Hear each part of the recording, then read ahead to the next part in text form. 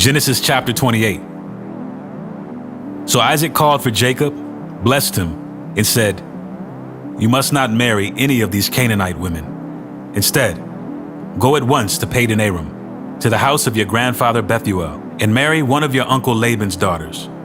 May God Almighty bless you and give you many children, and may your descendants multiply and become many nations. May God pass on to you and your descendants the blessings he promised to Abraham. May you own this land where you are now living as a foreigner, for God gave this land to Abraham." So Isaac sent Jacob away, and he went to Padan Aram to stay with his uncle Laban, his mother's brother, the son of Bethuel the Aramean. Esau knew that his father Isaac had blessed Jacob and sent him to Padan Aram to find a wife, and that he had warned Jacob, "You must not marry a Canaanite woman." He also knew that Jacob had obeyed his parents and gone to Padan Aram. It was now very clear to Esau that his father did not like the local Canaanite women. So Esau visited his uncle Ishmael's family and married one of Ishmael's daughters, in addition to the wives he already had. His new wife's name was Mahalath. She was the sister of Nebaioth and the daughter of Ishmael, Abraham's son. Jacob's dream at Bethel. Meanwhile, Jacob left Beersheba and traveled toward Haran. At sundown, he arrived at a good place to set up camp and stopped there for the night. Jacob found a stone to rest his head against and lay down to sleep. As he slept, he dreamed of a stairway that reached from the earth up to heaven, and he saw the angels of God going up and down the stairway. At the top of the stairway stood the Lord, and he said, "I am the Lord, the God of your grandfather Abraham and the God of your father Isaac. The ground you are lying on belongs to you. I'm giving it to you and your descendants. Your descendants will be as numerous as the dust of the earth. They will spread out in all directions, to the west and the east, to the north and the south. And all the families of the earth will be blessed through you and your descendants. What's more, I am with you, and I will protect you wherever you go. One day I will bring you back to this land. I will not leave you until I have finished giving you everything I have promised you." Then Jacob awoke from his sleep and said, "Surely the Lord is in this place, and I wasn't even aware of it." But he was also afraid and said, "What an awesome place this is. It's none other than the house of God, the very gateway to heaven." The next morning, Jacob got up very early. He took the stone he had rested his head against, and he set it upright as a memorial pillar. Then he poured olive oil over it. He named that place Bethel, which means house of God, although it was previously called Luz. Then Jacob made this vow: "If God will indeed be with me and protect me on this journey, and if he will provide me with food and clothing, and if I return safely to my father's home, then the Lord will certainly be my God. And this memorial pillar I have set up will become a place for worshiping God, and I will present to God 1/10 of everything he gives me."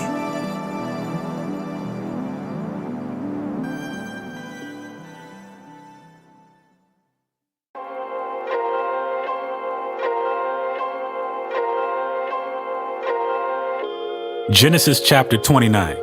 Jacob arrives at Padan Aram. Then Jacob hurried on, finally arriving in the land of the east. He saw a well in the distance. 3 flocks of sheep and goats lay in an open field beside it, waiting to be watered, but a heavy stone covered the mouth of the well. It was the custom there to wait for all the flocks to arrive before removing the stone and watering the animals. Afterward, the stone would be placed back over the mouth of the well. Jacob went over to the shepherds and asked, "Where are you from, my friends?" "We are from Haran," they answered. "Do you know a man there named Laban, the grandson of Nahor?" He asked. "Yes, we do," they replied. "Is he doing well?" Jacob asked. "Yes, he's well," they answered.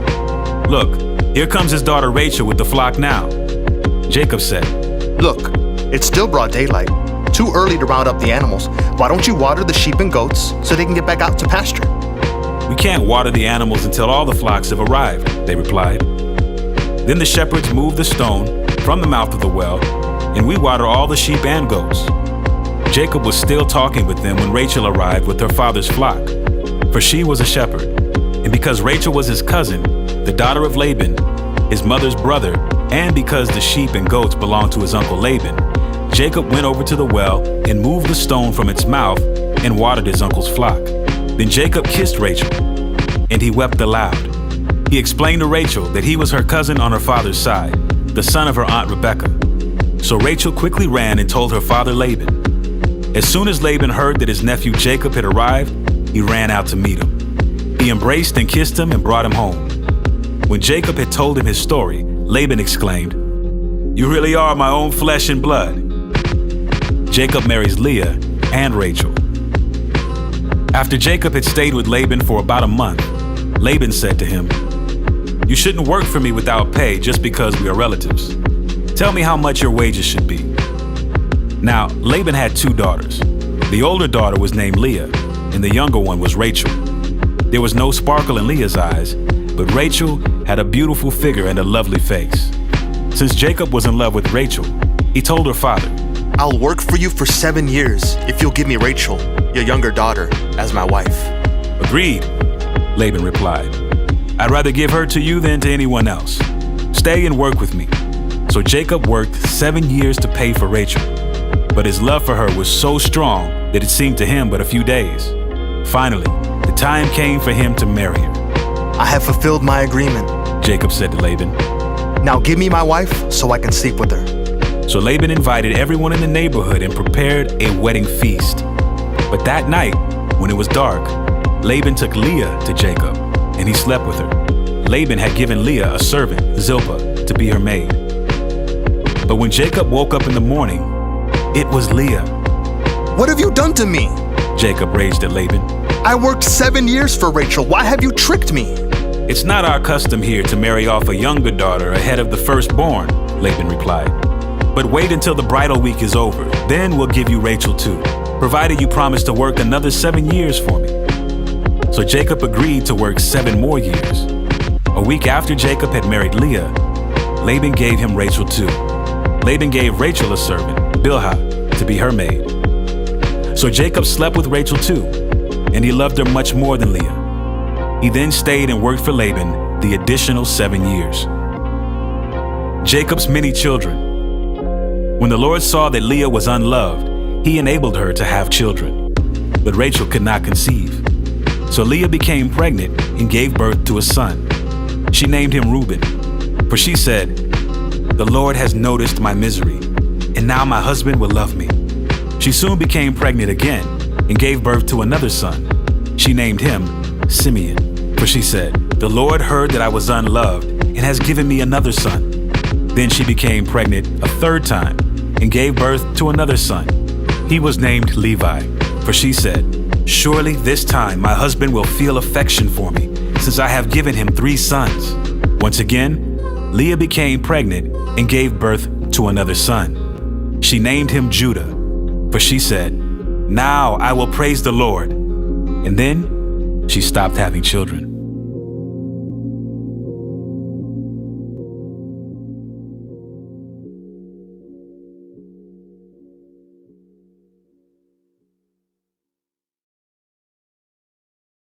We're walking through the book of Genesis, which is made up of these 2 main parts. And the first part begins in the garden, where we watch humanity spiral downward in self-destruction, and it ends in the Tower of Babel, where a rebellious humanity is scattered by God. Then the second part of Genesis zooms in and focuses on just one family. And right in the middle is this story that links the 2 parts of Genesis together and helps us understand what the whole book is all about. So how do we get from the Tower of Babel to the story here in the middle?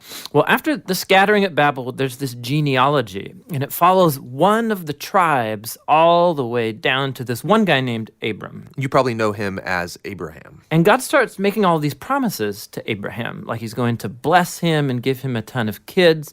And he says that through him and his family, all the nations of the earth are now going to find God's blessing.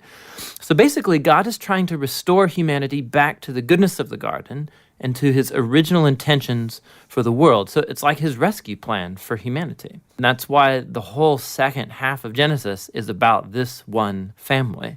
And so you have Abraham, and then he has his son Isaac, who has Jacob, and then Jacob has 12 sons. And to each generation, God renews his promise to bless them and all nations through them. So because of this promise to use this family to rescue the world, it's pretty easy to read these stories as examples of how to be a good person. But actually, for the most part, this family is totally dysfunctional. So for example, let's go back to Abraham.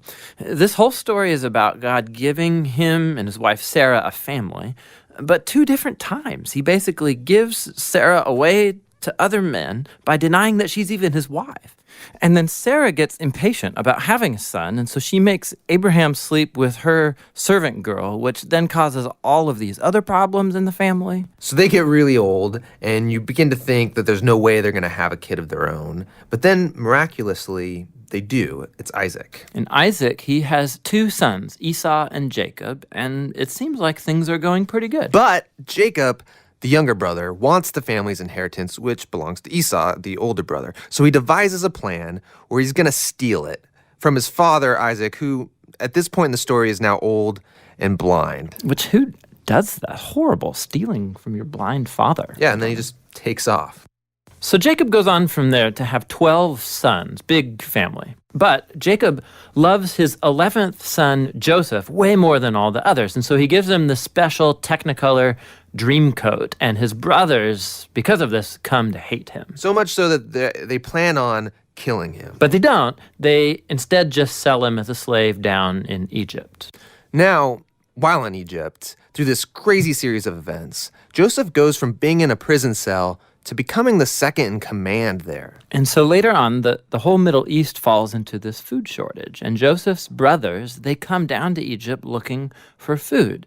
And then when they get there, who should they find as the ruler of the whole land? It's Joseph, that guy they sold into slavery.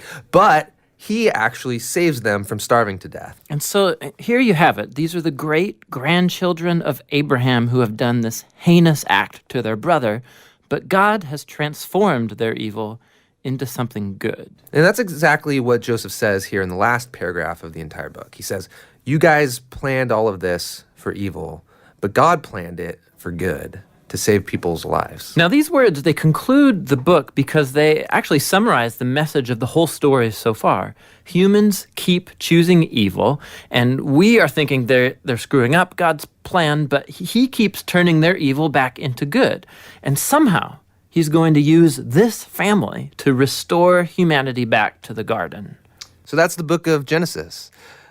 But we still don't know how exactly he's going to use this family to bring us back to the garden. Well, yeah, but this is just the first book, so that's what the rest of the Bible sets out to answer. Hey there, I'm Tim. And this is John. We believe the best way to understand the Bible is to get a handle on its overall storyline, as well as the individual design of every book. If you're wondering where we make all these videos, we make them in Portland, Oregon. We actually share some space with a creative agency called Sincerely Truman, who serves coffee, free coffee every morning, so look us up and come by and have a cup. We're a nonprofit, so if you find these videos valuable, we would love your support. Go to jointhebibleproject.com. You could download full resolution versions of the video. You could download study guides for each video. It's all for free. jointhebibleproject.com.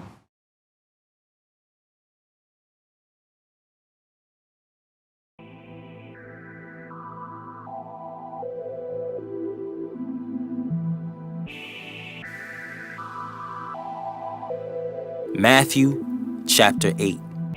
Jesus heals a man with leprosy. Large crowds followed Jesus as he came down the mountainside. Suddenly a man with leprosy approached him and knelt before him. Lord, The man said. if you are willing, you can heal me and make me clean. Jesus reached out and touched him. I am willing. He said, Be healed. and instantly the leprosy disappeared. Then Jesus said to him, Don't tell anyone about this. Instead, go to the priest and let him examine you. Take along the offering required in the law of Moses for those who have been healed of leprosy. This will be a public testimony that you have been cleansed. the faith of a Roman officer. When Jesus returned to Capernaum, a Roman officer came and pleaded with him. Lord, my young servant lies in bed, paralyzed and in terrible pain. Jesus said, I will come and heal him. but the officer said, Lord, I'm not worthy to have you come into my home, Say the word from where you are, and my servant will be healed. I know this because I am under the authority of my superior officers, and I have authority over my soldiers. I only need to say go, and they go, or come, and they come. And if I say to my slaves, do this, they do it. When Jesus heard this, he was amazed. Turning to those who were following him, he said, I tell you the truth. I haven't seen faith like this in all Israel. And I tell you this, that many Gentiles will come from all over the world, from east and west, and sit down with Abraham, Isaac, and Jacob at the feast in the kingdom of heaven. But many Israelites, those for whom the kingdom was prepared, will be thrown into outer darkness, where there will be weeping and gnashing of teeth. Then Jesus said to the Roman officer, Go back home. Because you believed, it has happened. And the young servant was healed that same hour. Jesus heals many people. When Jesus arrived at Peter's house, Peter's mother-in-law was sick in bed with a high fever. But when Jesus touched her hand, the fever left her. Then she got up and prepared a meal for him. That evening, many demon-possessed people were brought to Jesus. He cast out the evil spirits with a simple command, and he healed all the sick. This fulfilled the word of the Lord through the prophet Isaiah, who said, He took our sicknesses and removed our diseases. The cost of following Jesus. When Jesus saw the crowd around him, he instructed his disciples to cross to the other side of the lake. Then one of the teachers of religious law said to him, Teacher, I will follow you wherever you go. But Jesus replied, Foxes have dens to live in, and birds have nests, but the Son of Man has no place even to lay his head. Another of his disciples said, Lord, first let me return home and bury my father. But Jesus told him, Follow me now. Let the spiritually dead bury their own dead. Jesus calms the storm. Then Jesus got into the boat and started across the lake with his disciples. Suddenly, a fierce storm struck the lake, with waves breaking into the boat. But Jesus was sleeping. The disciples went and woke him up, shouting, Lord, save us! We're going to drown! Jesus responded, Why are you afraid? You have so little faith. Then he got up and rebuked the wind and waves, and suddenly there was a great calm. The disciples were amazed. Who is this man? They asked. Even the winds and waves obey him. Jesus heals 2 demon-possessed men. When Jesus arrived on the other side of the lake in the region of the Gadarenes, 2 men who were possessed by demons met him. They lived in a cemetery and were so violent that no one could go through that area. They began screaming at him. Why are you interfering with us, Son of God? Have you come here to torture us before God's appointed time?